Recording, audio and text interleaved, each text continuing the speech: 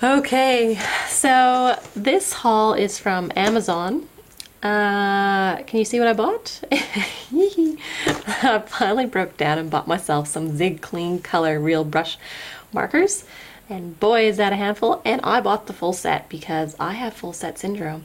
So you know that if I buy something else, like half the set, then I'll have to start collecting the rest of the colors too. So I just, grabbed all of them.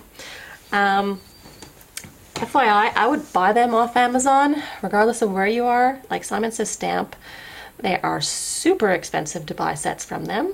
And this whole set of 80, I think, was $108 US. Now, so shopping on Amazon, like their Amazon store didn't ship this product to Australia.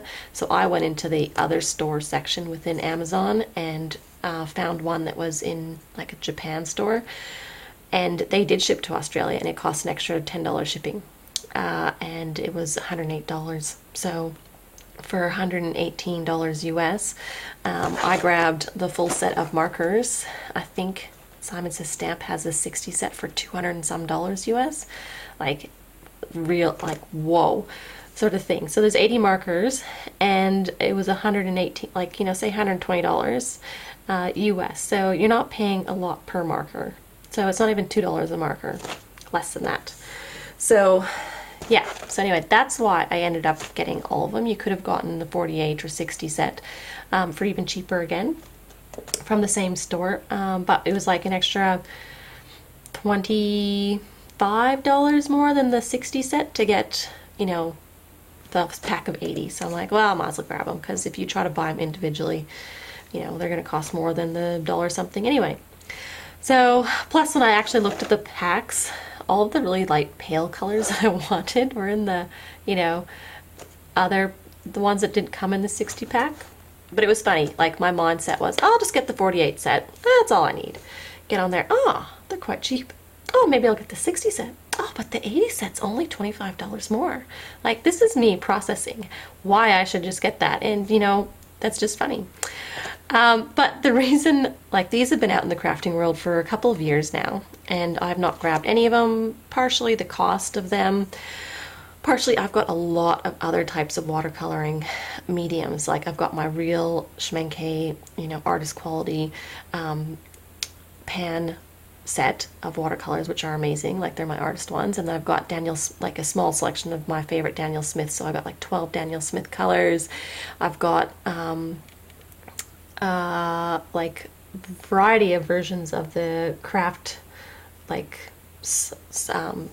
pans of watercolors. And then I've also got the Derwent in Inktense pencils, which are really great for watercoloring too. So I grabbed all these things, and I'm like, oh, do I really need another watercolor thing? And then I think I was watching Nicole Spohr, who is like on the design team for Lawn Fawn, and she described it as the quick, easy coloring and get a Copic blend is how she uses them. So she doesn't even use the Zig Clean Color like with water. She usually just blends marker to marker, like puts it on the paper and blends it, and uses the Strathmore Bristol paper. And I thought, so maybe they're not really a watercolor marker. Maybe they're like the cheap version of Copics, but they're water-based, and you get a nice smooth, transition, because Copics are quite expensive. Like they're $8 to $10 over here. So I mean, I don't have a huge extensive collection, but I've spent quite a bit of money on like 30 markers. Here I've gotten 80 for a whole lot less money. So like for $1, I'm just guessing, $1.40, let's just say. It's $1.40 a marker compared to $8 for a Copic marker, So anyway, I liked her way of describing it. So this is how the 80 set comes. It was in a nice big plastic box. I have not played with these at all yet. I've opened it up, and but they've got a real brush marker. It's not like a felt nib. It's actual bristles that you can fan out and get different sizes of thickness depending on how much weight you give them. I'm just using it on scrap paper right now, just to show that. But there's heaps of reviews out there. They are only one-sided, so the main thing I found when getting these is make sure you get the right ones, because there's a whole lot of these like there's zig, dual tip, whatever sort of thing, and I'm like, must have tried, like checked 3 times now. I've got the correct one. It's the clean color, real brush marker. So anyway, yeah, just make sure you order yourself the right one, because there's one that looks so similar, but it's got like a dual tip on it, and they're not the same though.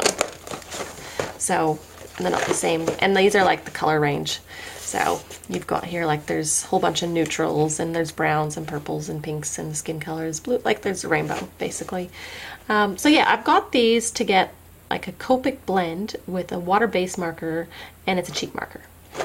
That's how I'm justifying this purchase to myself. So anyway, it's a lot of fun.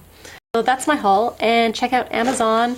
Even if you are overseas, like I said, I only paid an extra $10 shipping, and just make sure you go through the list of other suppliers, and the one I used was like something Japan, 101 things of Japan, I don't know, something, but just basically all I did was trial and error and went through the cheapest ones, and started adding it to the cart, and then using my Australian address, and then it would tell me, no, we do not ship to Australia.